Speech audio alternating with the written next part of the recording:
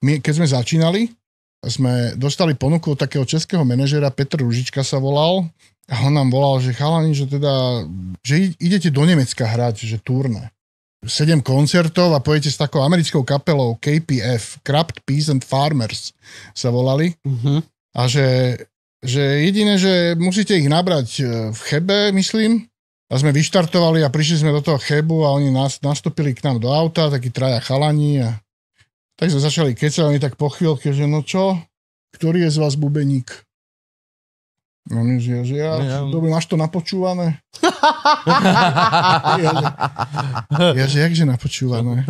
On, že však budeš hrať bubny s nami. Nám bubeník odišiel naspäť, že on to už nezvládol.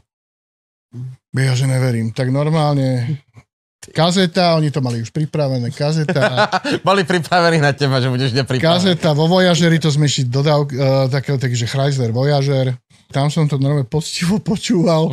Pred koncertom ešte 5 minút, aby som s nimi potom išiel zahrať. A zahrali sme s nimi možno nejaké 3-4 koncerty v Nemecku, ale to bolo, že po skvotoch.